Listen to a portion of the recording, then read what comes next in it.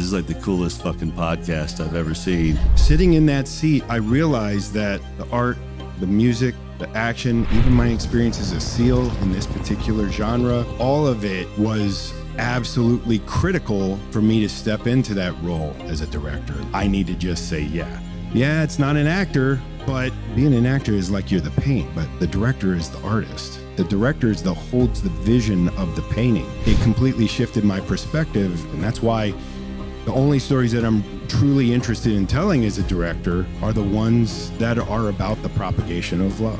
What we'll do to protect it, what we'll do if we've lost it, what we'll do to get it and experience it. You can put any kind of framework you want around it, right? Like, oh, I'm a manifesting generator, or I'm a yogi, or I'm a this or that. But in the end, it's like, if we just stay open and curious about what we are right now, willing to take the next step towards love, like, that's it. This life, this gift, the extreme beauty, these moments, so easy to forget it 24 hours after it's over. Find yourself off track again, questioning why you exist. New discoveries, oh shit, this is why I exist. We just keep going through this incredible journey.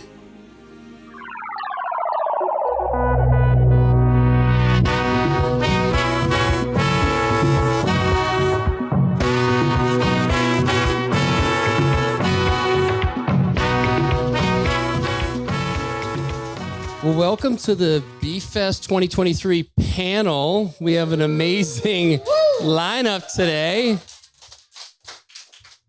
For those of you who don't know, this is Jared Picard, Eben Britton, Vanessa Lambert, Mikal Vega, and Del Bigtree. Thanks for being here. And first of all, I just want to acknowledge the amazing space that we've been able to enjoy all week at Palmaya. Alex and his team have been tremendous. The hospitality, the food, the setting, the energy, everything has been terrific. So thank you for them for being so amazing. I think in keeping with the theme that Del and I were just on, and in following that thread, this idea of surrender and this idea of not knowing oftentimes where we're heading and why we're heading in these directions. I think everyone up here has a really unique story and journey that I would love to just tap into. And I'd love to actually just start with you, Vanessa. Last night, I think about you, your humble beginnings as really a CrossFit athlete, right? Many years ago, to doing a beautiful set of music that was written and played, and oh my God, how did you get there? Honestly, I think it goes towards sort of what Del was talking about before, is just noticing where the love is and following that. And I think honestly, different periods of my life, I've been drawn towards different landscapes, and sometimes it's been more physical, and sometimes it's been more emotional, and sometimes it's more spiritual. And I think that that's just beautiful to have the ability to allow your facets to be seen and experienced. And so I think part of it for me is just like, I never was so attached to any one identity that I couldn't go and put on another hat, and I couldn't go put on another costume. Let's be honest. I can't say I had the same experience in my life. There's a lot of attachment. This is who I am, God damn it. But good for you. No, and I think, we've all been at B-Fest. Maybe this is our first time, our second time, but we've had the human design courses, we've had Kundalini yoga, we've had ebb and flow, we've had, Mikal's class, we've had all of these different experiences where we actually get to get curious about who we are and why we are wired the way that we are. And I think it kind of doesn't matter in the end. You can put any kind of framework you want around it, right? Like, oh, I'm a manifesting generator, or I'm a yogi, or I'm a this or that. But in the end, it's like, if we just stay open and curious about what we are right now, and then just willing to take the next step towards love, like, that's it. That's all it really is. You don't have to necessarily get too crazy about it, And I think for me, that's just what I was willing to do. I was willing to take that risk towards the next step. Yeah, because last year you performed with Samuel J, and that was beautiful. And I had no idea that this was part of who you are. And so, what was that journey like to go from maybe that experience to 1 year later performing a full set? Well, I think it comes down to capacity. And this is something that, we share teachers, Mikal and I, and we talk a lot about this in the Kundalini yoga world, is just the level of attainment that you have to carry whatever you're up to. And I think that over the years, I've just been committed to increasing the level of capacity. And so last year, I didn't have the capacity to put on the festival and, run the classes in the morning and do all the things and do a set. But that was a whole year of me doing more yoga, more meditation, more devotion, getting more curious. And so this year I had more capacity. And that's really cool. And I think it's important for all of us to actually let that sink in, because sometimes when we're in these esoteric concepts of attainment and capacity and blah, blah, blah, we're like, what the hell does that even mean? It means that 1 year you can only play one song at the festival, and the next year you can do a whole set. That's what it means. That level of capacity grows. And so I think that's what happened for me, is I just went, oh, I'm up to the job now. All right, so I have two questions. One is, what is the writing process like for you? And then, what did you let go of in this past year that allowed for greater capacity? The writing process for me is interesting. I've been writing songs for a really long time now. In the beginning, it was much more of a collaborative effort. So I'd be with other songwriters and we kind of mix and match and create ideas and sketches about things and kind of come up with songs. But as you guys heard last night, a lot of my songwriting comes from the Akashic Records now. And so I work in the Akashic field. I open the Akashic Records and I literally allow the songs to come into me and allow myself to be a channel for those sounds. And I believe that those are just divine frequencies that are given to me to bring. And so I just step up to the plate and accept the experience and do my best to translate it. And just one note on that. I know some of you are part of the Women's Akashic, I don't know the exact title, but there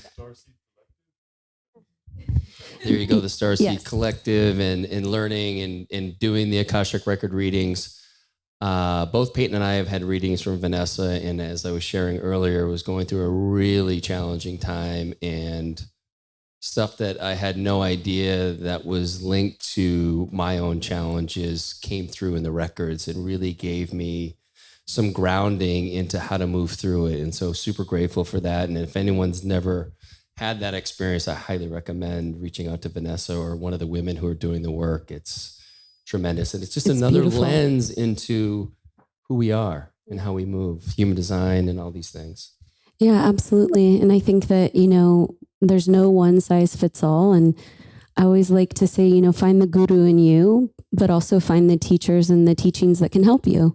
And, it's a self-initiation process where you have to create the experience and create the container in yourself where you can allow these lessons to come in and make an impact.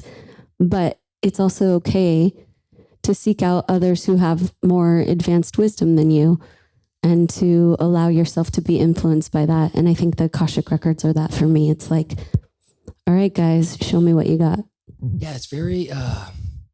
as personal as it is, it's almost like impersonal is not the right word, but it's just there. Mm-hmm. And there's such for me in my experience, there's such a truth to it that it's undeniable. And, as Del and I were talking, just getting out of that monkey brain and letting the soul come through the records, it's just kind of the shoulders drop and you feel like you can work with what comes through. Yeah, it holds you. It's like there's something just innately about the energy of the Akashic Records where it's just like, it's okay. Something bigger than me, something greater than me has me. And we were just talking about this before we came to the panel about how important it is to be connected to something greater than you. And it's not that the Akashic Records are the almighty God or anything, but it's a piece of it. It's a piece of the intelligence that unites us all. And so I think when I'm in the records, I feel closer to God or feel closer to whatever spirits and angels and guides are guiding me.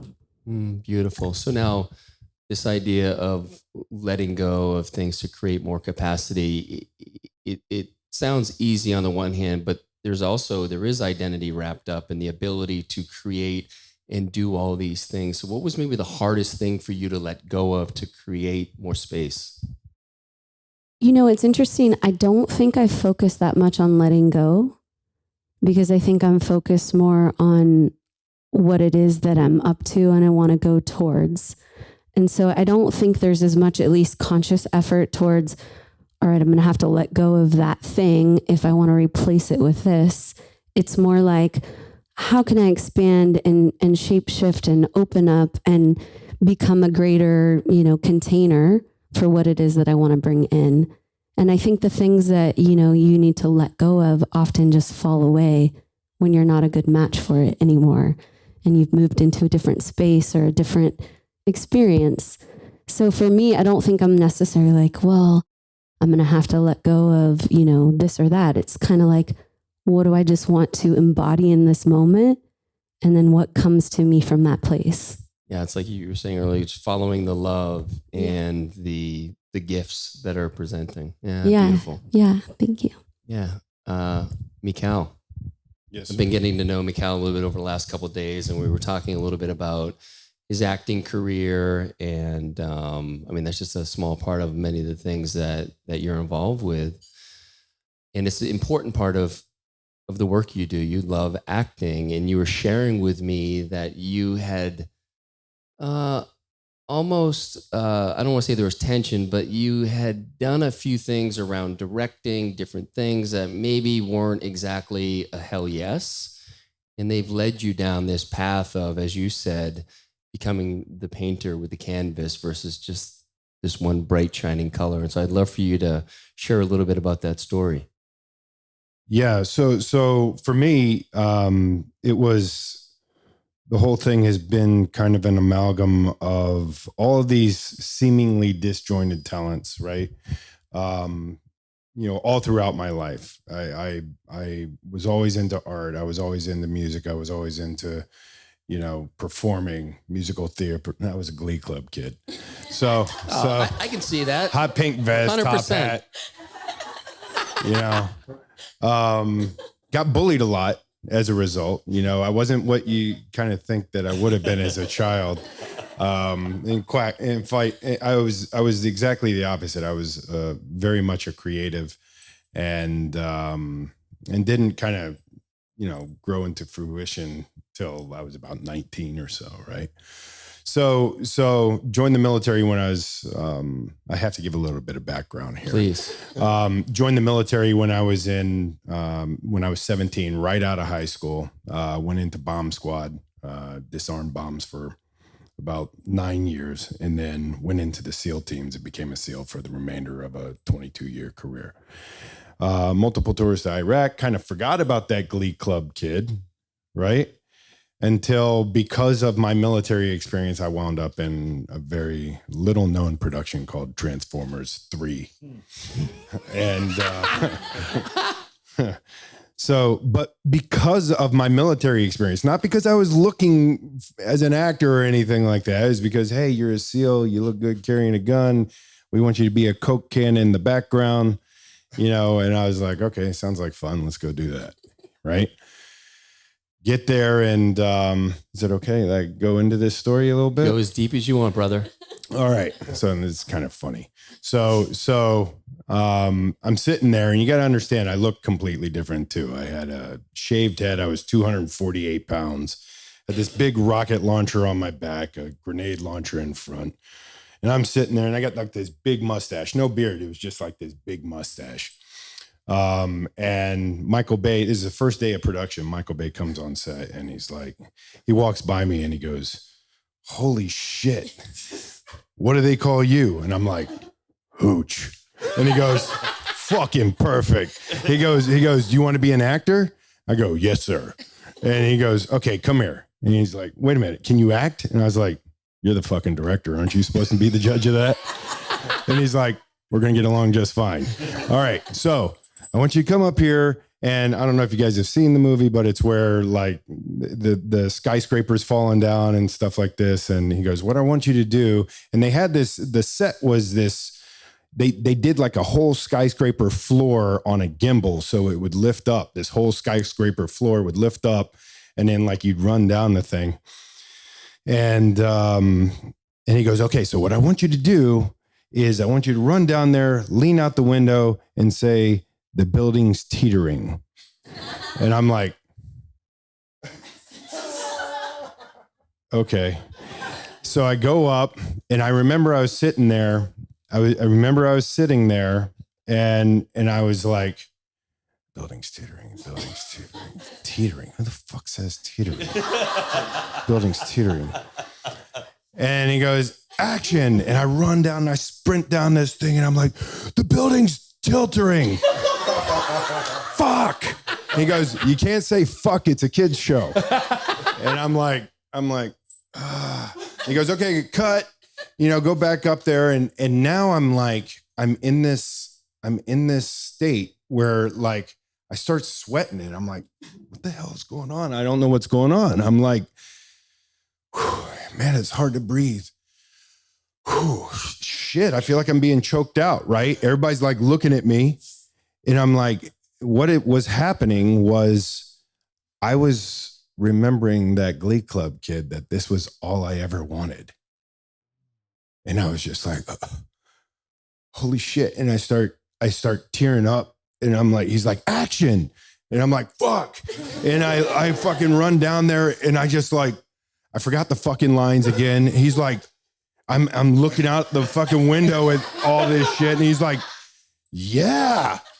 Fuck yeah. Now look over here.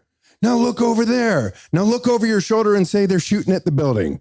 And I was like, they're shooting at the building. He's like, cut. That was fucking awesome. And I'm just like, kind of like, what happened? Right. And so that kind of started everything. He was like, hey, they made me a principal in the film.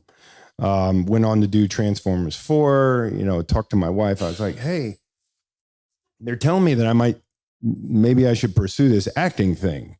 And she's like, okay, let's go do it. This was back in 2010. I got out in 2012. And so we went up to LA, and I've had, some pretty good stuff. There's been some TV shows that have good runs on and stuff like that. But I got approached to be a tech advisor, and which I really did not like at the time. It was like, I got so much more to offer than just showing people how to hold a gun. You know what I mean? But that's all they could see was the seal. And so I was really resistant to it. And now getting back to answering your question. I was really resistant to like doing any of that, because I was like, if I'm doing that, that's what I'm going to wind up doing. They're like, well, they got this TV show with Ann Hesh and Mike Vogel called The Brave. And it's NBC, and they want you to be the advisor and teach them how to look good. And I'm like, no, I'm not doing it. No, I want to act like this is what I want to do. And they go, well, at least talk to the guy. Dean Georgaris was the showrunner. He's one of the writers on like Gladiator and stuff like that. And I was like, okay, I like that movie. I'll go meet that dude. So I have a talk with him, and he's genuinely like, we just want it to be right. It's important. Like, and you'll have all this type of, and to their credit, they gave me a lot of credit. But when I got there, and this is the critical piece here that took a little bit to get to, is I was working. I hit it off with the production director, a guy that oversees all the directors that come in for TV. You get different directors and stuff like that. They come in on every episode. And we started developing a really good relationship. I felt like I could go, hey, man, if you put the camera like right here, we'd catch this and that, and it would look like this. And he's like, all right, let's do that, and it only took like 2 of those to where he's like, dude, you ever thought about being a director?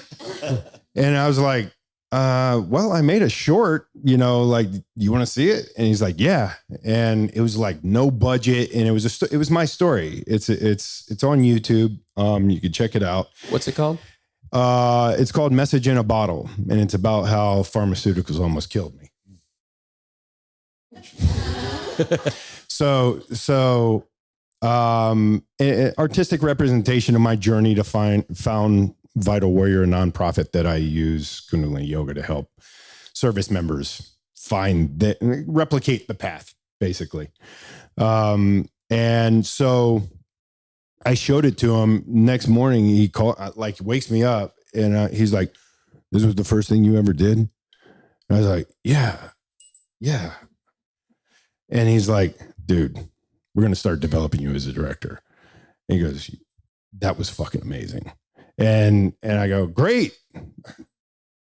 And fucking go back to sleep, get up. And I was like, "Did that happen?" I talked to him. Did that happen? And so more and more they started putting me in that seat. And what I started to realize was, and I got to direct a couple of little things on there. I was going to direct the second unit in the finale, and then the show got canceled. They didn't do second unit. I was like, no, that stung.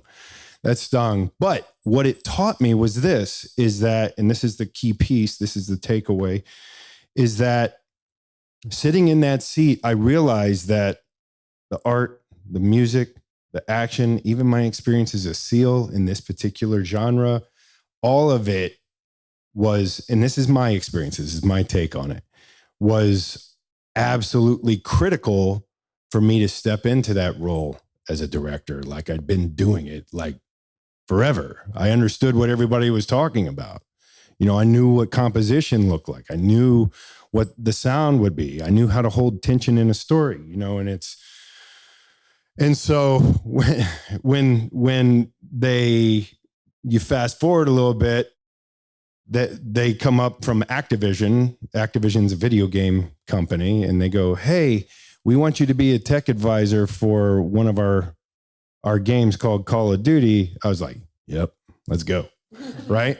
Because it was all about, okay, this was, and you got to understand there's a whole other side to this that is very profound.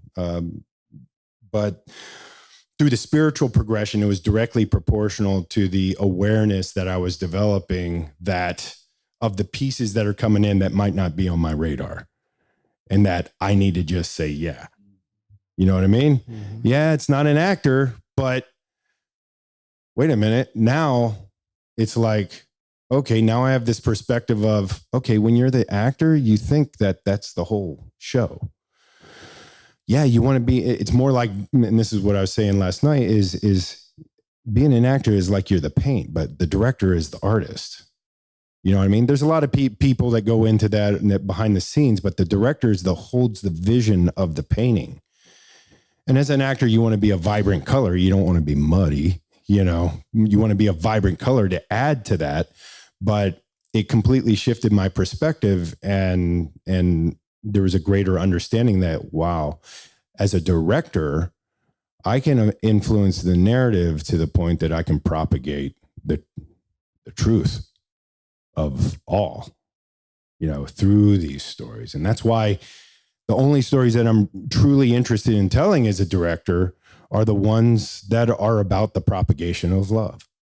What we'll do to protect it, what we'll do if we've lost it, what we'll do to get it and experience it.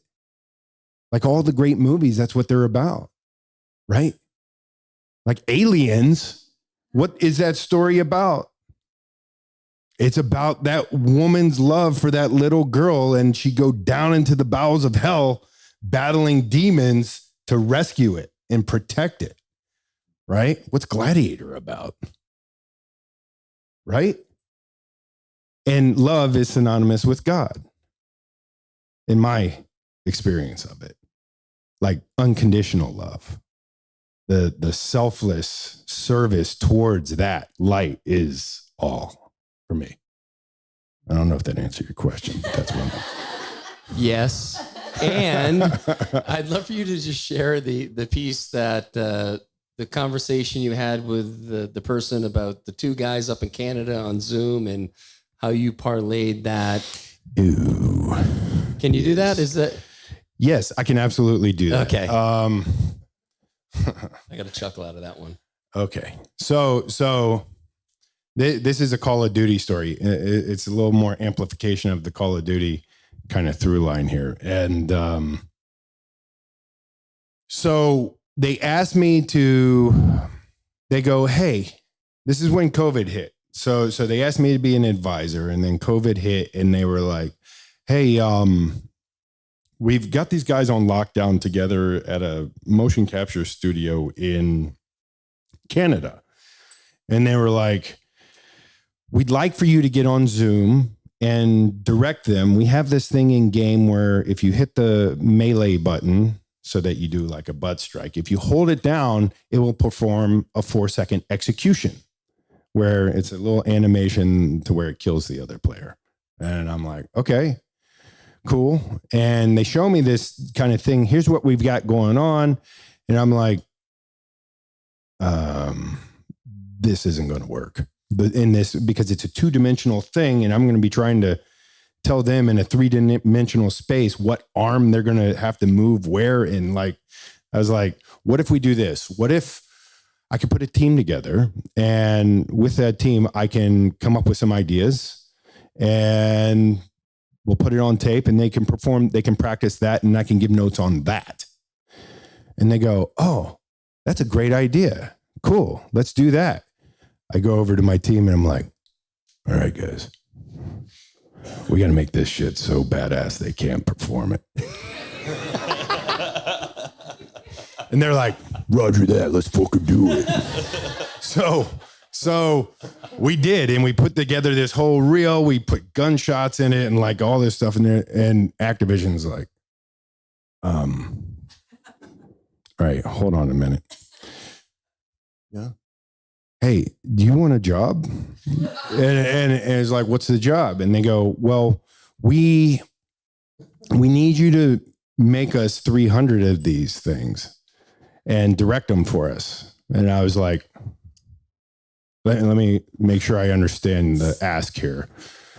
You want me to come up with 300 ways to kill somebody up close, and you're going to pay me to do it? And they go, yeah. And I go, I'm in. And so that's how it started. And again, this was all because I showed up, right? Like, this is going back to that. And through that process, there's been tremendous growth, like across the board, and experience. And, Treyarch is the company that I'm with, has been fantastic. And should I go further? 100%. Okay. Okay, here we go. Okay. So this is how God works in my life. And this is going to be very challenging for me to do here.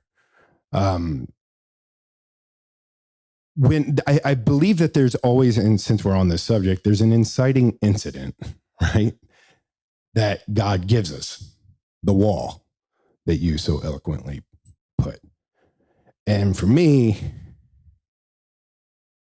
the wall is more of the wall that you run into is, in this particular instance, is one that it's like it's a wall that's constantly pushing me. It's a moving wall, and it's pushing me in the right direction to where I can't see any other way to go anymore. There's like, so just piggybacking on that analogy, there's no coincidences in life, and we can use it as mile markers. And so the biggest thing for me was, and there's a much larger story here that expands the boundaries of what we have time for. But long story short is that my son and I shared this IP.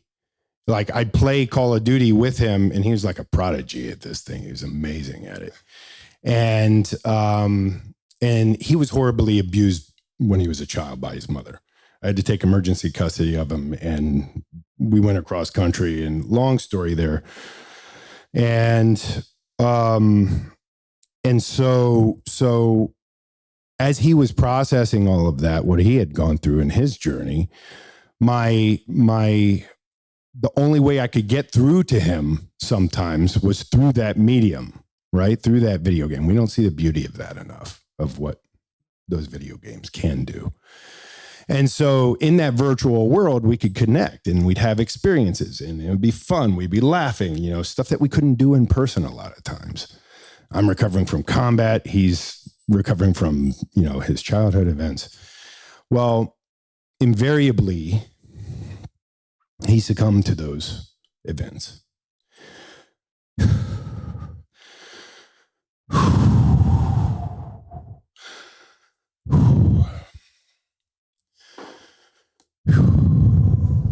And he passed away in 2020. And what I experienced in the energy, you can feel that.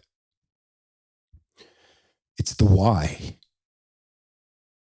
And what I realized through this whole Call of Duty thing was because it happened after he passed away. Like I got the job after.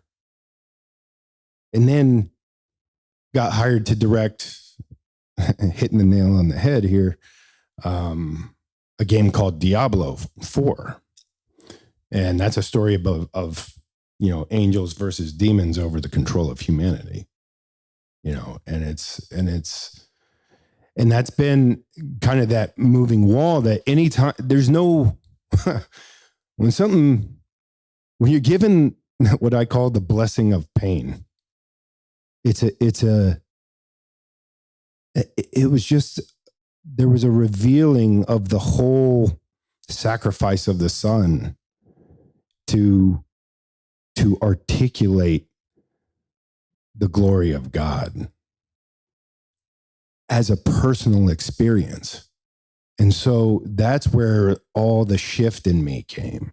That's where all of this service, like it's all in service to that source of creativity, to that, like finding love within myself at any given moment, like being able to tap into it and then express and serve it through sound, through art, through directing, through story, through every breath, every movement, as much as I possibly can. That's why oftentimes you see me sitting somewhere, I'm just like, that guy's kind of weird. You know what I mean? Because I'm just connecting to that as much as I possibly can. So when we serve whatever it is we're doing in life, whatever, I don't care if you're basket weaving, whatever way, or knife making, or making barrels or guns, or whatever it is you're doing, if you can find that truth within yourself and just serve that truth in what it is you're doing right now, and truly serving that with no ulterior motive, then things just fall in your lap. You're coasting, you're aerodynamic. You're like, it doesn't matter. There's no attachment to an outcome of something. So there's no anxiety. There's nothing but unconditional love. You know, and then when like you do feel anxiety, it becomes a blessing of a reminder that like, hey, get back on track. Here's how you do it, you know, through whatever practice it is that you do. And then you get back to center and you start going again. And that's like that whole thing just becomes, you know, the light, the dark, that just becomes the contrast that paints the painting. And it's absolutely critical. At least for me, and everything's gone great. And freaking Lionsgate contacted me while I was here. It was like, hey, we want you to second unit direct this story about a seal that finds God. And I'm like, it's a little on the nose, isn't it? I'm like, okay, let's go. You know what I mean? And it's like, okay, let's do that. And if it happens, great. If it's not, then okay, that's whatever. It's a part of the journey, part of the story, so thanks for letting me share that. Thank you.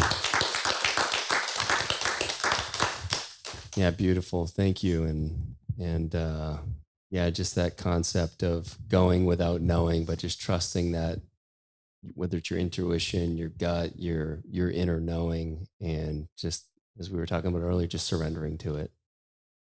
Yeah, beautiful. Let's pass the mic to Jared. I mean, I guess it's, Are we done? So we have the kirtan at 4. I hope you guys enjoyed the panel.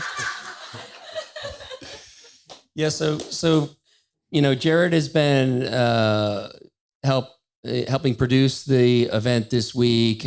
Jared and I have a really close relationship. He's been an incredible advisor to me through, as I've mentioned, some really challenging times, and really, really helped me be able to sit in the seat that I needed to sit.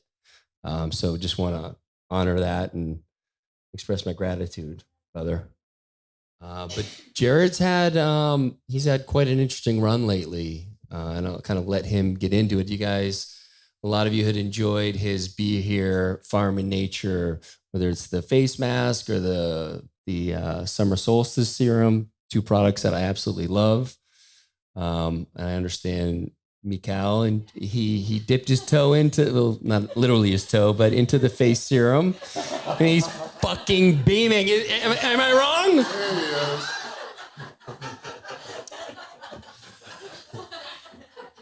But there's a much greater story behind, kind of where Jared's at today and the things he's doing. I'd love for you just to share what that journey has been like for you. I will try my best, but I feel really close to it, So sometimes I don't really even know what's the most interesting part about it, but I'll leave that for you guys to figure out, and just share what I recall. I was like, my family, my brother and my father, long successful careers on Wall Street. And so I was definitely kind of born into that track, and not knowing what I wanted to do in life. I just kind of came out of college and fell into a summer internship on the floor of the New York Stock Exchange. And that turned into a several-year job and promotions and doing well at work.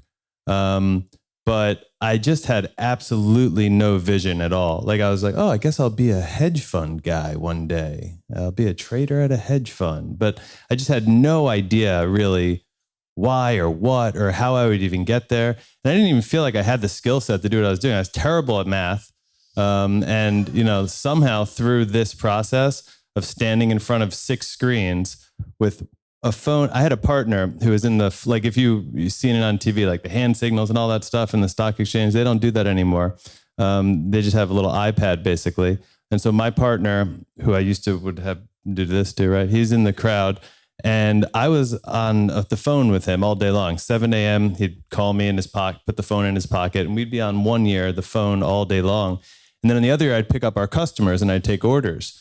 And so I was listening to both ears at the same time. And still to this day, if I have one earphone in, I can't hear what anyone else is saying. If I have the other one in, I could talk to you and listen to a podcast or anything at the same time. It's really kind of weird.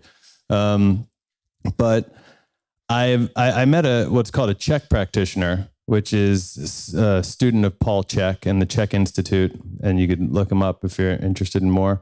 And really one of the concepts that struck was what's called the dream line.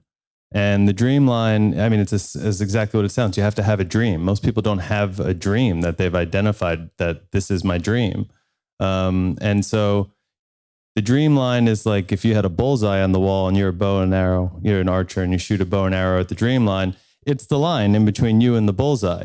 And so you have to come up with values around your life so that you can stay on your dream line. And in his system, the values are around diet, quiet, movement, and happiness.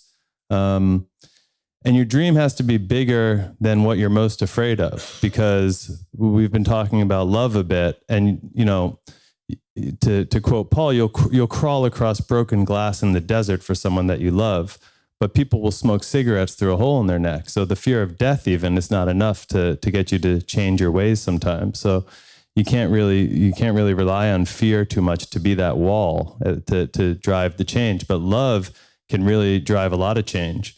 And so my dream, through this meeting of the Czech practitioner, I learned for the first time about organic food. I was raised on like SnackWells and egg beaters and stuff like that.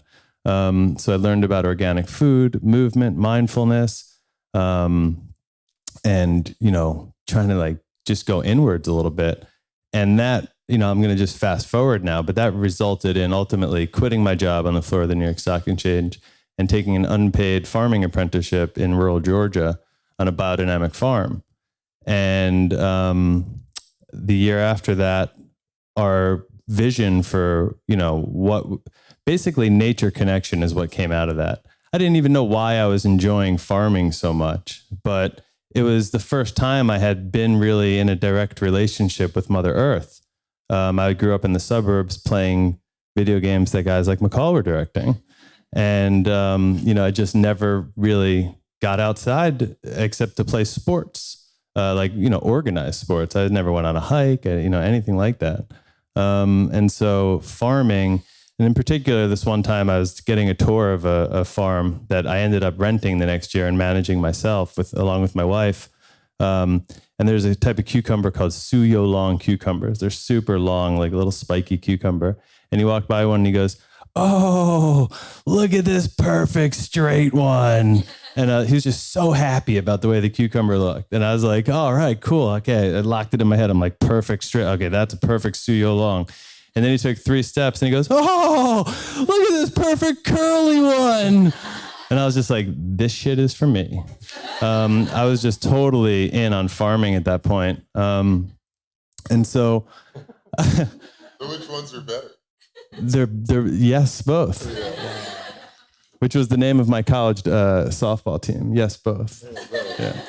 And so my wife and I, over the years, started to really crystallize this vision. In particular, we got inspired by what you call agriturismos in Italy, which is like a farm-based sort of hospitality, family-owned business. And so we moved, I'm just skipping through the years now, but we ended up in California through family investment. We raised a large sum of money and purchased 300 acres on Spring Mountain, which is a famous wine growing mountain in the Napa Sonoma area. And, one of the greatest accomplishments of my professional life to date has been achieving the permits to develop that project, which was 37,000 square feet of new construction, 9 cottages, a spa, restaurant, nature trails, miles of roads, all in the Napa Ag Preserve, which you're not allowed to do stuff like that in. So we had to go through public hearings, multiple public hearings, thousands and thousands of hours and millions of dollars, to be totally honest. Ultimately culminating with about 10 years later of working on that project 18 hours a day and dreaming about it the remainder of the day. The whole thing burned down in pretty devastating wildfires in 2020 called the Glass Fire. It burned down the whole mountain, actually, and thousands of acres in every direction around it. So we left with our daughter and our 2 dogs. The one dog died a few days later just from the stress of the whole situation. We left and went down to, she was 5 at the time.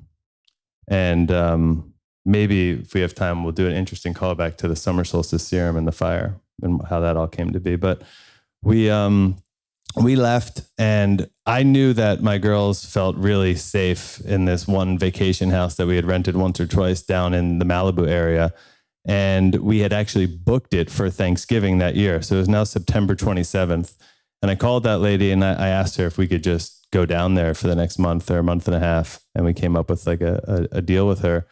And so we moved down to Malibu, and that started about 18 months of displacement. We first thought we didn't even know what was going on. You can't get back into a fire zone for quite a while.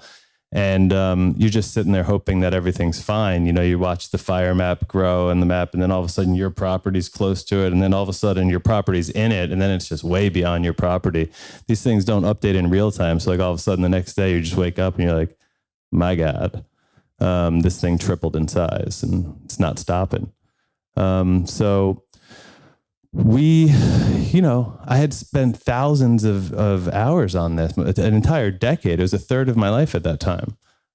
So I expected that to be just, you know, tragedy upon, like only tragedy. But the first feeling that I had as my wife was driving in the car in front of me with my daughter, and I was in our family RV with my 2 dogs, going off the mountain with fire in every direction. Frankly, there's 2 roads off this mountain and we lived at the top of it.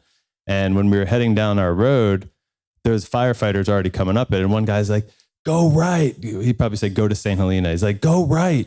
And then we got halfway down the road, another half a mile, and we passed another fire truck. He's like, go left. And we're like, the last guy said, go right. He's like, I just came from there. Don't go that. I wouldn't go that way.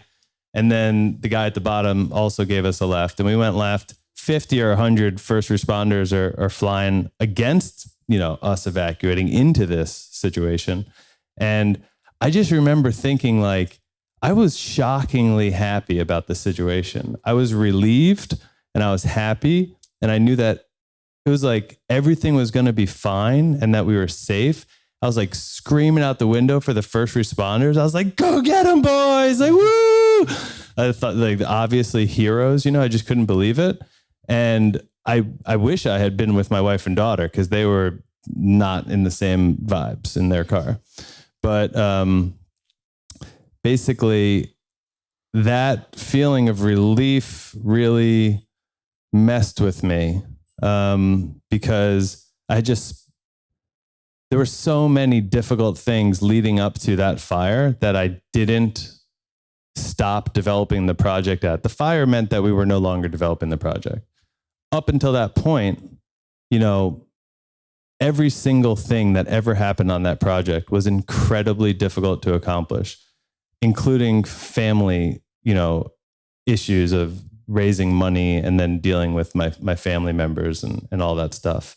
It was, you know, it was very difficult, and arguments with neighbors, the county, just environmental reviews. It's in California. So this is like the black belt of developing, you know, projects like this. You go to Texas, they're just like, you got a septic field? That's the whole process, you know? So, which is where we now live. So that period of displacement bounced us around and we landed in Texas. And so I think the part of the story that I kind of want to touch on is 2 things. One is what Cal said just about our relationship, because I don't think he realizes exactly how pivotal it was for me. And then also the dream line. So my dream for sure was, you know, to have a life where my family could live in nature and be creative with nature and to share that with people, because it had already been transformative for us. So at this point, I'd gone from 260 pounds to like 220 pounds or so.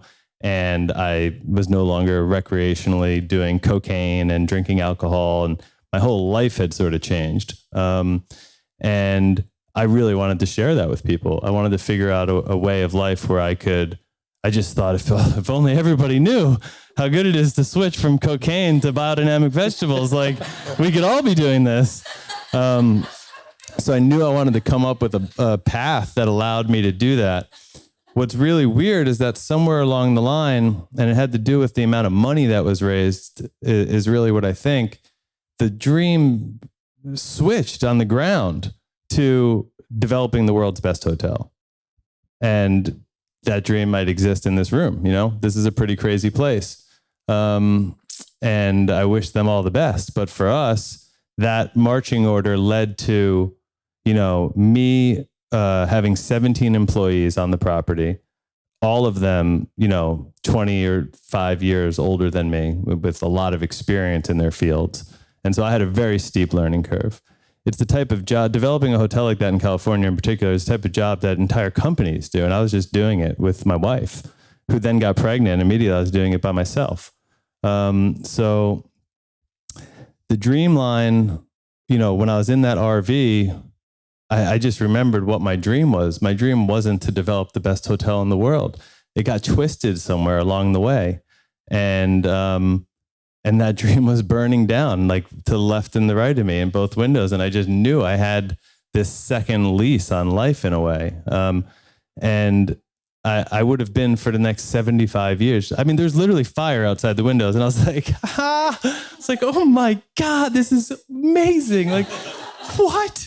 And then relief, a lot of relief, which like quickly turned to depression because I was just so confused why I was so relieved and happy for it all to burn down like that after single-mindedly dedicating my entire last third of my life to it.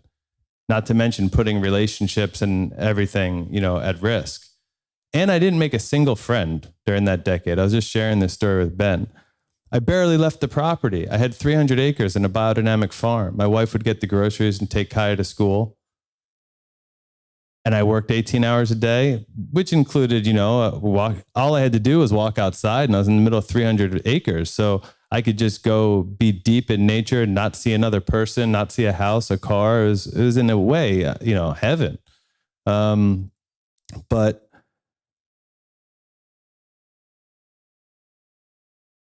basically, you know, it allowed me to remember what my dream was. It had nothing to do with a hotel. You know, it was about being on that farm and being out in nature and just living a healthy life and not living in New York City. Like there was so much wrong with why I wanted to leave New York City in the first place. It was obviously about living a life that was antithetical to that as well. And so the depression, I think, you know, there were two things. One, I just kind of eventually confessed to my brother that I was really cloudy headed. I just felt like the hotel was done and I don't have a source of revenue. And I've just spent most of our life savings getting through this displacement period. And I have a wife and daughter who have high standards of life too. They, as my wife likes to just say, she's a luxury traveler. So yeah, I mean, the hotel was expected to bring in a lot of money annually. And so we were burning through our savings even during that period, knowing that, of course, the hotel was going to open and be bringing in 7 figures annually. We knew that for sure. We acted as such, you know? And so I just told my brother that I just feel like I need to be complete. And Eb's been sharing some of this stuff on his social media recently about a period of time when he just finally listened to the signs of like, I need to rest and not go after things, you know, I need to just take a period of time off basically. And so I was feeling like I should be somehow manifesting new streams of revenue. Like what's our business going to be? I certainly didn't want to go have a 9-to-5 job after the last decade of dream weaving like that. And so my brother basically just encouraged me to lean into the cloudiness. He's like, maybe it's fine. Just kind of lean into it. So I just put the phone down. I sat down, I read a book. I went outside for a slow walk and I was like cured. I was just like, okay, yeah, I'm going to lean into the cloudiness. This is fine. I'll just see what the clouds are about for a period of time. It didn't last very long because shortly after I met Cal, who I guess I knew him through mutual friends on Instagram, but come on. I saw it. Eben had a book, like a live podcast in Austin, and I had already known Eb, and so I went to just go for fun. And Cal was in the audience, and I kind of recognized him from Instagram, and that's how we met. I just went up to him and said, "Hey, you know, I think we probably have a lot in common based on how many friends we share. You want to go for a hike sometime?" And he was like, "Yeah, let's calendar it." Granted, I was dressed in a super fly outfit. He was 100%. So I probably thought I was interesting, but I was in a cow jacket. Yeah, it was like I looked like it was like a cow costume, but kind of fashionable. Wearing that tonight. No. Underwater cow. Oh, yeah. If only I had my manatee costume. But I said to Cal, like, let's go for a hike. We went for a hike. I don't even know, like a week or two went by where all of a sudden, Cal was in the middle of writing a book at that time, which is going to be a New York Times bestseller releasing in the next year or so. And it called Trading Options. Keep your eyes out for it. And he had, as you referred to, a lot of other things going on in his life, including like some interesting real estate situations, and even an idea of developing kind of a commercial project where this beautiful house they have might be good for events or anything like that. And so he actually hired me. And I was just like, I put up a good face, like, I talk a good talk, but in my head, I was just like, I just felt like this guy was seeing me in a way that like I didn't even see myself in, and even the things he just said to me. I mean, like, I look up to him and he's saying I'm his advisor, so like that trips me out a little bit. But I hear it, I'm okay receiving that and I appreciate it. But that is sort of where my life ended up. I started working for Cal, which was a few months of diving into his life. And as a part of that, I had recalled back to Cal being at B-Fest, or maybe it was like happening at that time. Yeah, it was this past summer. So Cal was at B-Fest. And I thought, that's a great looking retreat. I mean, like everything looks so beautiful. And so I asked Cal to put me in touch with Vanessa and Adam. And I called them because I wanted to recommend Eben as a facilitator. I'm just looking at Chris because Chris is like, wait, what happened to me? Because I also did ultimately recommend Chris, but Eben and I were engaged in a variety of different business partnerships at that time and still ongoing. And so it was like front of mind. I wanted to call him about Eb, and I wanted to call him about our products, and to see if they could be like an amenity here in some way. And by the end of that phone call, Vanessa was like, I want you on the team. Like, I want to have these conversations all the time. And I was like, all right, let's set a second phone call. And then that was it. I've been working with her and Adam for the last 6 months, and we're probably going to continue, talk in a day or two probably, but pretty focused on this event. I think now we're best friends. You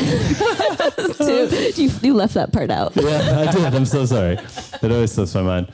But it's just so weird to me. Like, now I'm wondering, like, wait, what is my kismet relationship with McCall and Dell? Because the four people on this panel are just really entangled in a pretty interesting way. As far as this, I didn't mean the story to even involve them. I was thinking about my story, but they're definitely a part of my story. And so, yeah, that's really where we've ended up now, is that, like I said, I'm so close to it that I don't really have so much clarity, but the dream line, the losing sight of it, and then the leaning into the cloudiness when it came up, and then the sort of, I guess that's where the surrender probably came in for me, is that I recognized that the dream, I reconnected with my dream, and I recognized that the dream doesn't have anything to do with that property as much as I love it. In fact, putting physical boundaries like that property on my dream was rather constricting on the dream. And now the dream is here in Mexico, and the dream is being shipped all around the world in our products, and the dream is doing all sorts of stuff. And so the dream is alive and well. People will always say to me, like, oh my God, like that was your dream, like this and that.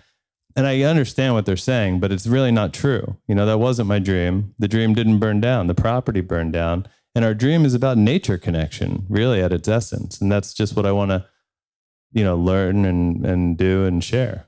And so I think I'm talking for a while, and that's what came to me. Perfect.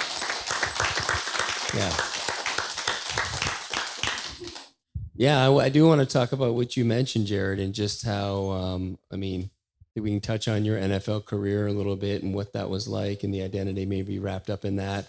And then as you stepped into this new phase of evolving and still found yourself back in this striving, achieving, gotta go, and what it was that shifted you from that. First of all, I just want to say thank you guys so much. Vanessa, thank you for this incredible experience. And Del, I was ready to go to war, dude, after your talk. And I'm glad that this conversation has gone in another direction, because my Viking ancestors are roaring from Valhalla, like ready to blood eagle all the politicians that fucking are allowing all of this insanity. So I'm glad we went another way with this talk. And Mikal, like, so it's incredible to hear you share, man. And thank you so much for that and your vulnerability. And just, I'm fucking bursting into tears, and maybe I'll just spend the next couple minutes crying.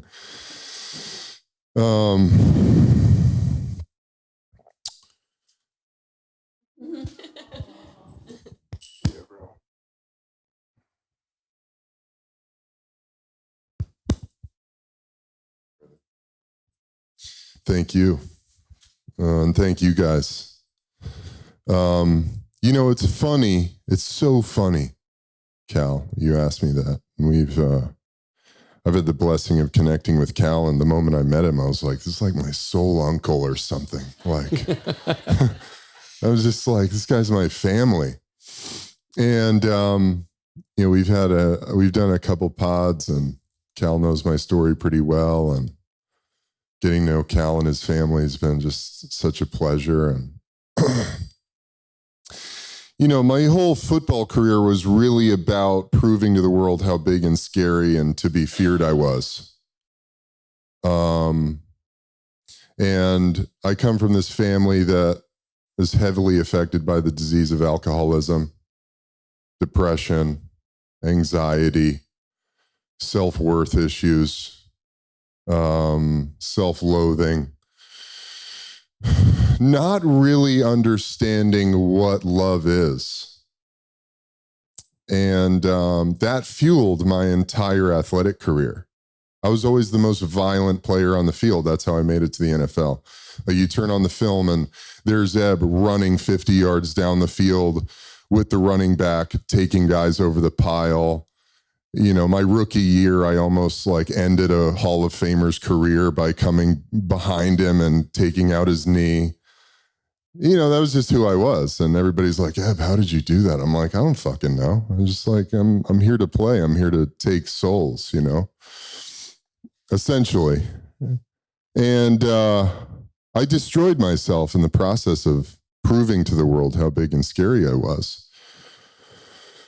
Completely. And I left my football career mentally, emotionally, and physically destroyed. I had back surgery. I had shoulder surgery. I ruptured a disc in my low back, L5S1.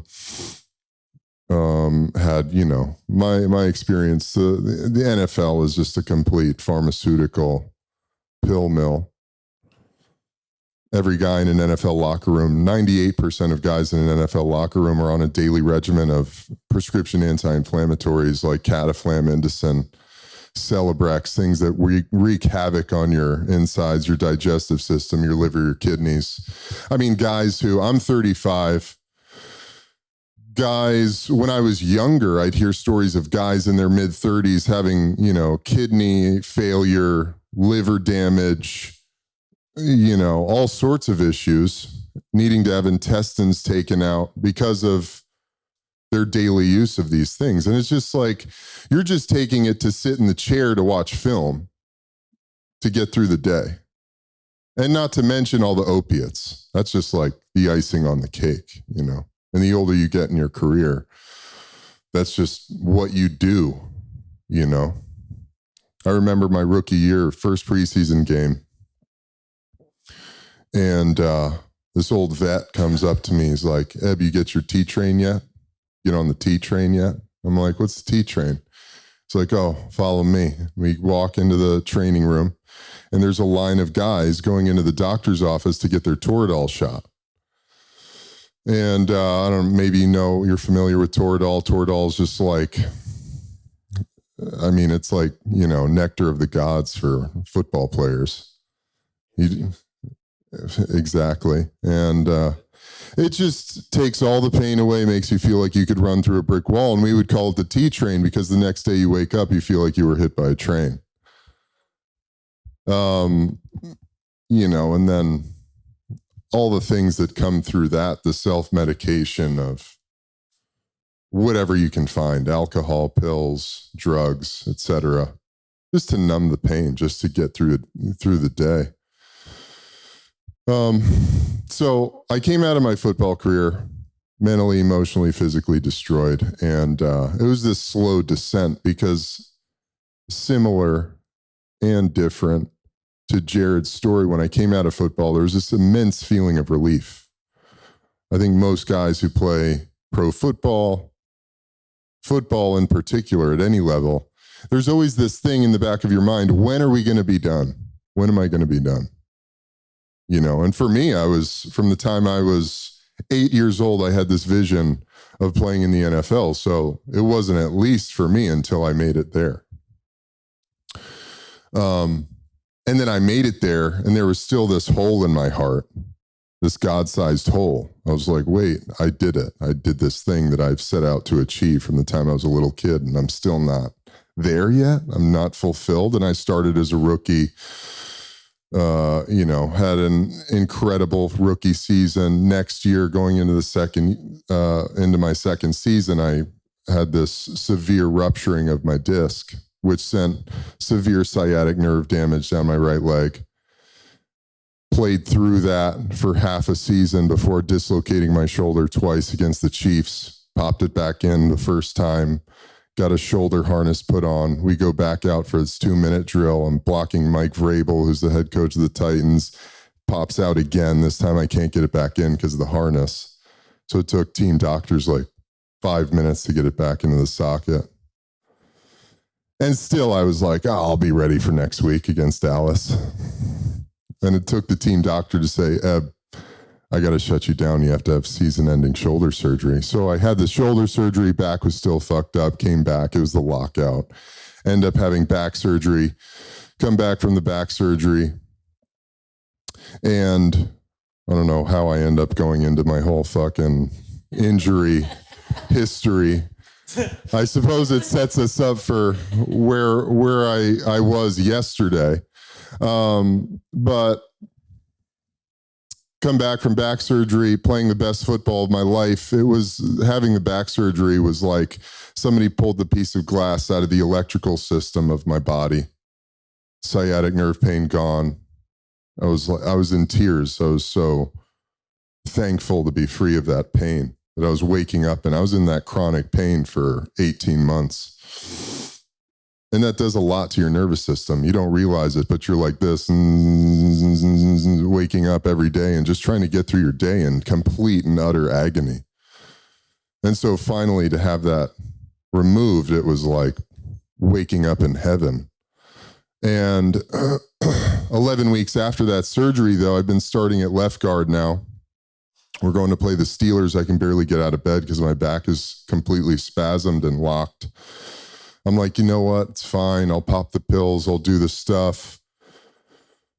We get to Heinz Field. I get into the training room. On the table, my guy's got the heat pack and the Theragun and the stem machine, and he's working it out. And I go after about 45 minutes of treatment. I can barely push myself up off the table because my back is totally seized. I end up not playing that day. It took about a month and 3 more MRIs to realize that I had an infection in the disc and was put on 8 weeks of intravenous antibiotics. Every day a nurse would come to my house and inject me with these antibiotics into a catheter in my arm. And like one day at a time, you know, my legs were barely working. I could get up and walk around my kitchen before my legs went totally out. I'd have to hold myself up over the sink and wash my hands. And just like every day I'd walk as far as I could until my legs fell out, you know, and then I'd like crawl my way back home. And finally it was like, then I started working out. Like it took about 6 months before I could actually work out again, get back in the weight room. And still I had this idea, I'm a fucking warrior. I will die on this field before I quit playing. So came back. Actually, during that back injury, I wake up one day, I turn on the Today Show because that was my fucking routine then. I haven't watched the Today Show in about 10 years thanks to, you know, all this insanity that's happened. Or the insanity that the media has revealed itself to participate in. I wake up one day, the team is sold, head coach is fired. I'm like, oh, that's interesting. Anyway, come back. It's a horrible year. I'm ready to be done. It's my contract year, my 4th year in Jacksonville. I'm ready to be done.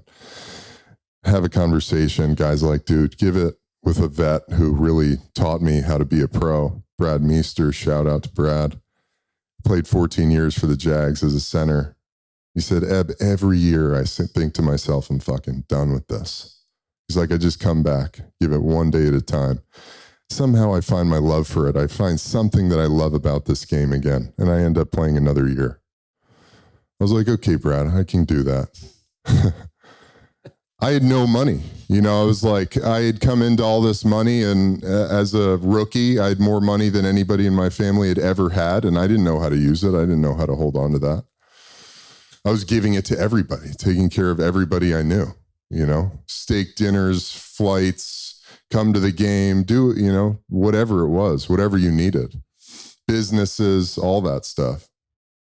So I was like, well, I basically need to keep playing. So I ended up getting another couple of years in Chicago, had one really great year. The second year, it was the business of football reared its ugly head again. I was fucking over it. And I just seen it. There was a handful of other insane things that you can listen to on some other podcasts I've done. But basically the light was there, and I got that message from God saying, Eb, it's okay to be done. It's okay to be done. And so Bears said they weren't going to sign me, decided to move my family back to LA. We bought a house, did that. And, initially it was this feeling of relief. Like, I gave it everything I had. The wheels were off the wagon completely. I had calls from the Falcons and the Bills and these teams, and they're like, yeah, we wanted to fly you in and work you out and do this. And I thought to myself, I can't even go to the airport. I can't get to the airport to take that flight to do that workout. I'm over it. I'm done. I knew it in my heart. And that was a good feeling, because a lot of guys don't get that. And I had that experience my last year in Chicago. I got cut after training camp, after preseason, and then they signed me back a week later, the fuckers.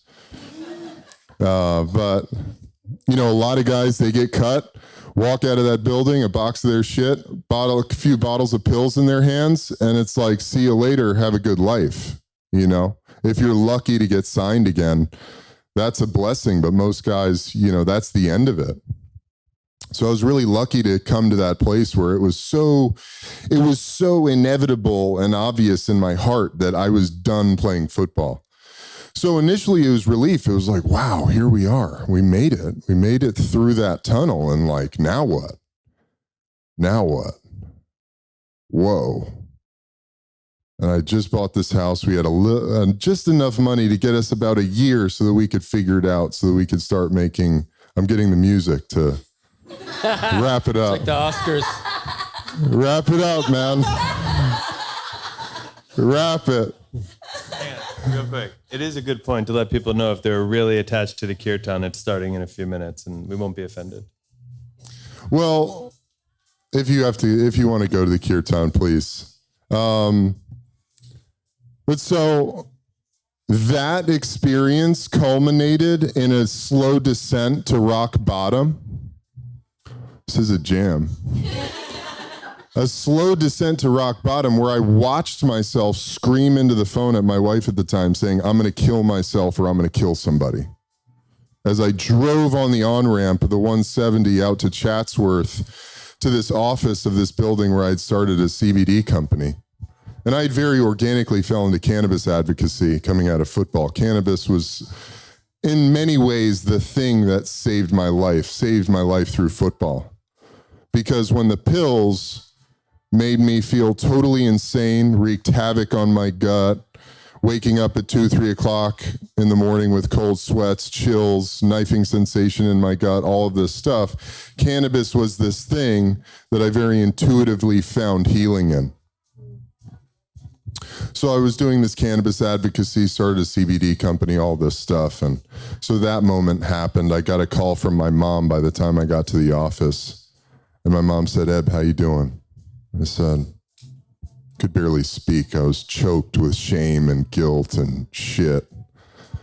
And she said, Ed, why don't you come over for dinner? I said, all right, Mom. And I went over for dinner. Mom said, Ed, this is our family. You know, this is where we come from. The disease of alcoholism has wreaked havoc on how we live, and it creates a lot of unmanageability. And the good news is we've got tools for this stuff. And at the time, my brother was going to an all-men's Al-Anon meeting. And Al-Anon, if you're familiar, AA is for alcoholics. Al-Anon is for the even crazier people who are the family of alcoholics. And I was at such rock bottom that I just surrendered to it. I was like, okay, yeah. And I went to this first Al-Anon meeting. It was all men.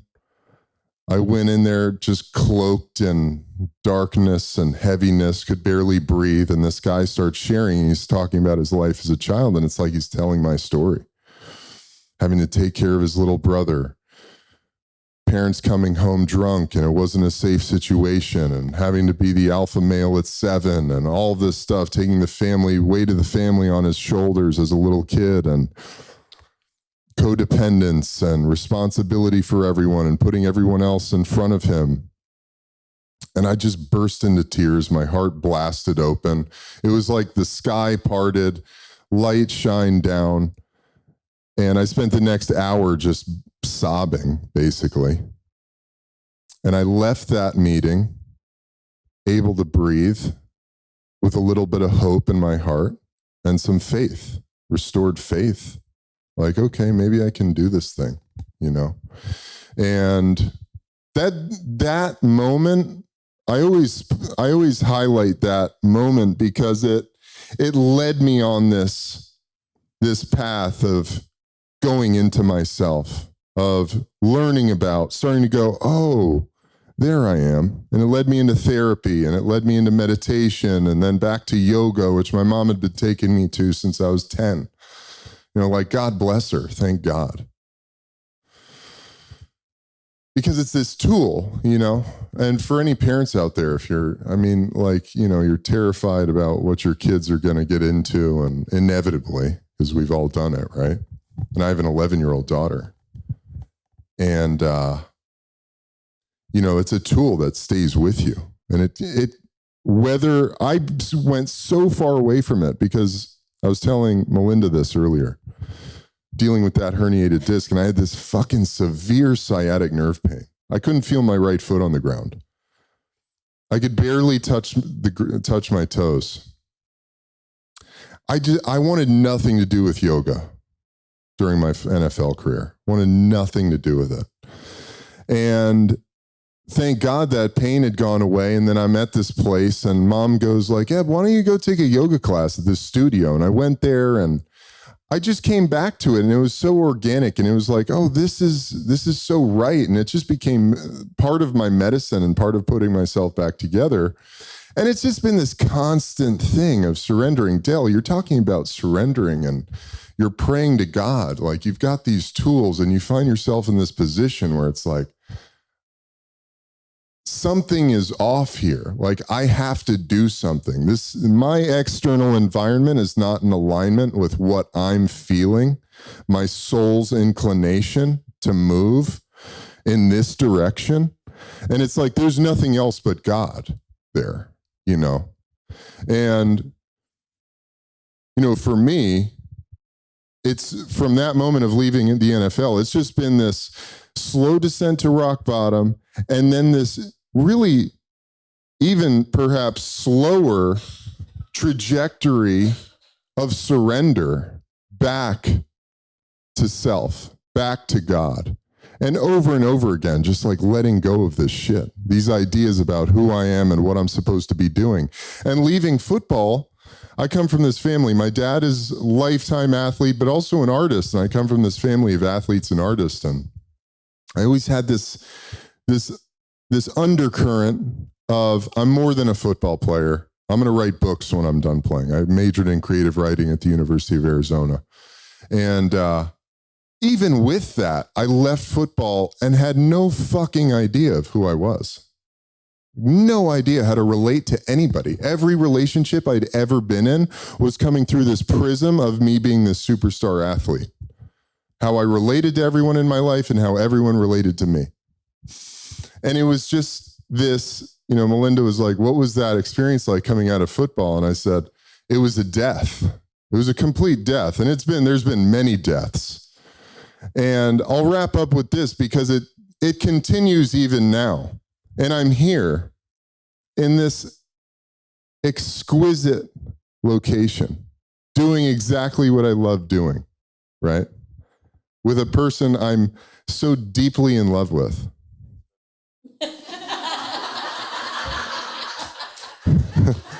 Exactly. This guy's sharp. Yeah. And I taught yesterday, and I mean, it's just been like doing amazing things like Kundalini at 5:45, watching the sun come up, and lounging on the beach and jumping in the ocean and drinking fucking coconuts water out of coconuts. And there's this thing in me that's like, I'm like crawling out of my skin because I don't know what to do, you know? And I'm just lying there. And I look at her yesterday and I'm like, I feel so lost. And she goes, Eb, you're not lost. You're here. I was like, yeah. And she says, you're here in this beautiful place and you've got no responsibilities and that's hard for you. I was like, yeah, it's fucking hard for me to rest. It's hard for me to not have anything to do. Teaching is this funny thing because I get to be like on the fucking stage in the limelight and shit, you know? And I have to battle that. Like I have a podcast. Every time I get on the mic, it's like, there's this little voice going, Eb, you better say the thing, man. You better say the thing that tells everybody how fucking wise you are and how much you know and how cool you are. And you better do that thing. And I got to put that fucking voice to bed 1,000 times because anytime I listen to that voice, it comes out like shit. Right? Del, you know. And you just have to, my practice has to be, I just show up and give it right here where it's at. And for me, yesterday, I'm like, I'm in paradise doing what I love with amazing people. And I'm like, I'm lost. And it's just this fucking old thing, this old idea of like, I got to be doing to validate myself. I got to be doing to prove that I'm worth something because that's the background that I come from. If I'm not fucking conquering the world, I'm no good. So she gives me that message and I'm just like, then this morning my mom calls. Mom. And she delivers this message of an experience she's just had. That I literally just burst into tears. And she's like, Eb, I love you.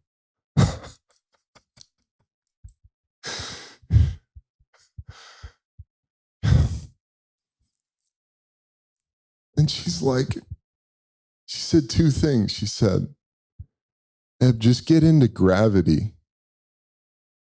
I was like, okay. And for me, getting into gravity, it's like, just be here, be in your feet. Feel that weight of gravity.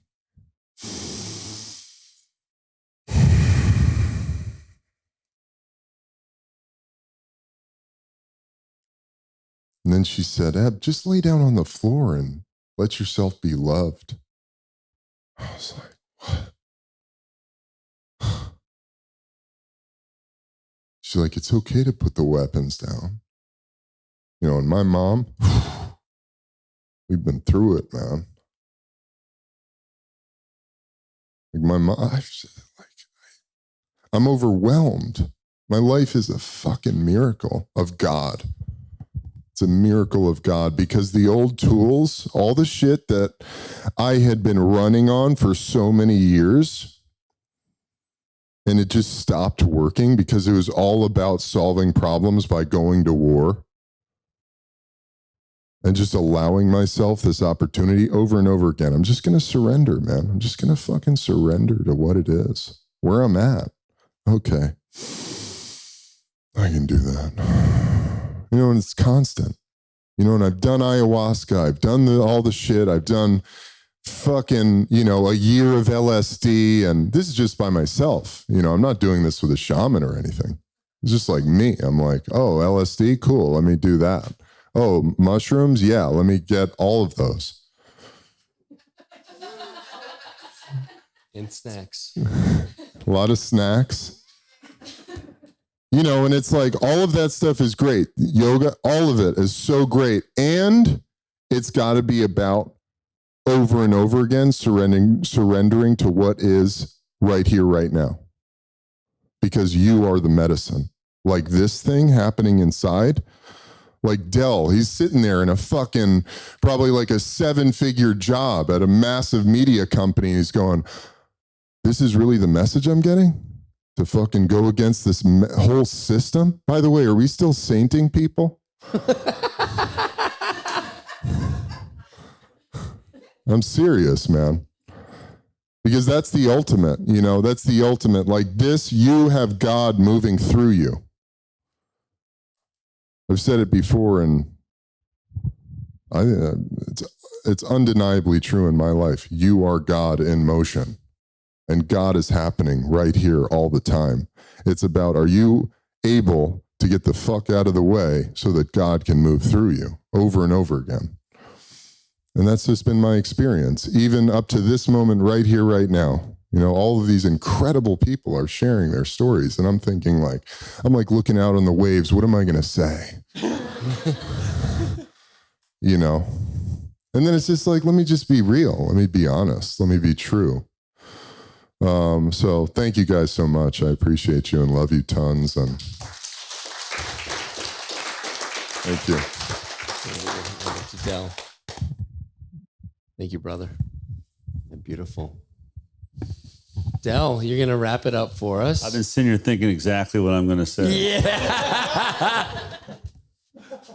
Honestly, I'm like, I don't know where this is being broadcast, but this is like the coolest fucking podcast I've ever seen. I mean, really amazing. I mean, there's so many similarities, right? You know, the stories we're all sharing. I'm like, oh shit, yeah, 2 houses burned down, did that. I know what that's like, you know, loss, pain. God is just so spectacular.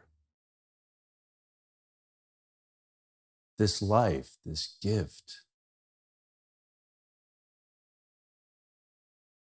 the extreme beauty, these moments, you know, in places like this with beautiful people, so profound, so easy to forget it 24 hours after it's over.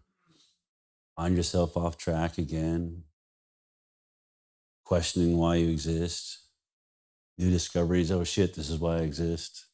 And we just keep going through this incredible journey. And it's interesting, you know, one of the things I've been thinking about, you know, God, and I try to share it in talks, and sometimes it works and it doesn't, but, you know, in the Bible,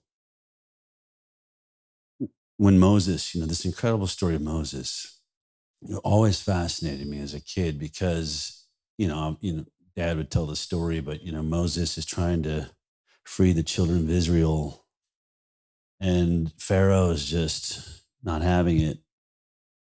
And it really didn't matter, like, what miracle, like Moses, like, throw down a staff. Obviously, he's trusting God. He throws out a staff, turns into a serpent. Pharaoh freaks out, says, all right, get your people out of here. And as he leaves to go get the children of Israel to leave, every time the Bible says, then God hardened Pharaoh's heart. Doesn't say like Pharaoh like turned into an asshole all of a sudden, right? Indian giver, whatever it was. Like God in this book, for where everyone was at with it. I mean, who would write that? Like when people like, oh, the Bible's made up by a bunch of people. Really? You're trying to make me believe in something. You're trying to make me believe that this all-powerful thing that's good and is what I have to gravitate towards. And in this book, you just said he's the reason all this pain is happening. He's hardening Pharaoh's heart. I was like, Dad, I don't understand. I don't understand, why is God involved in that?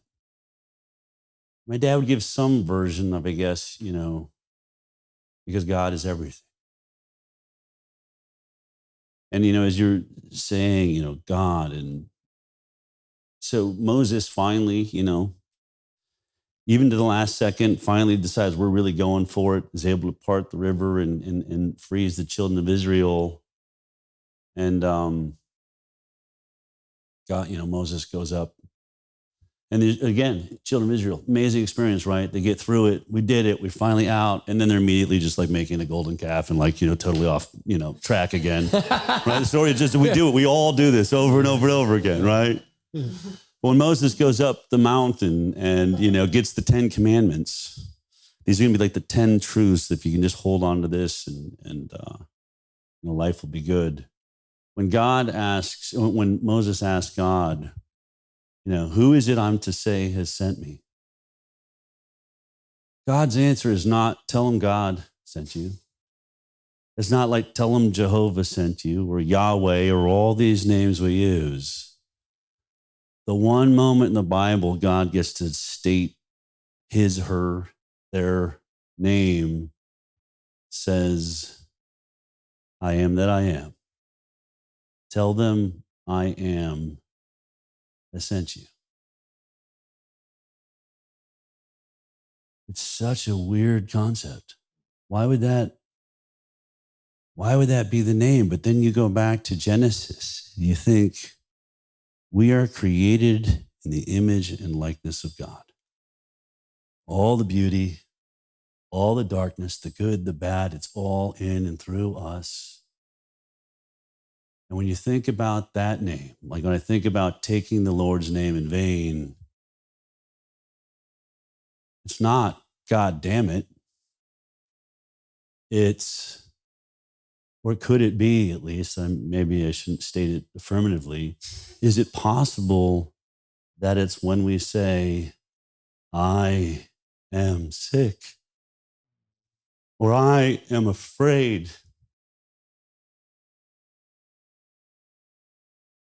in us, we carry the name of God. In us, we are carrying this experience. And right now, this is such a spectacular moment. We're all facing it. We're seeing what the ego representation of ourselves, our fear and our terror and our rage and our anger, what it has made of this world, and what we've allowed ourselves to, the truths to be torn from us. But I've also seen people wake up like we've never seen it before. And I've got to, sit in rooms like this where we're sharing in ways we've never shared before. And I don't know how this ends. But I think that, at least for me, and what I try to share with people, is our journey is spectacular when we're making it with God, through God. And the more we can enroll people into reminding them how spectacular they are. When they say, I am, who is going to change this world? I am. If I have anger and rage, who's responsible for that? I am. And the more we seek beauty, the more we seek that love that is the open door, the more that we can get people to open that door in love, the closer we are to returning to Eden, to our birthright. And it's just spectacular to sit here with in rooms full of people like this, and know that God wins. Amen.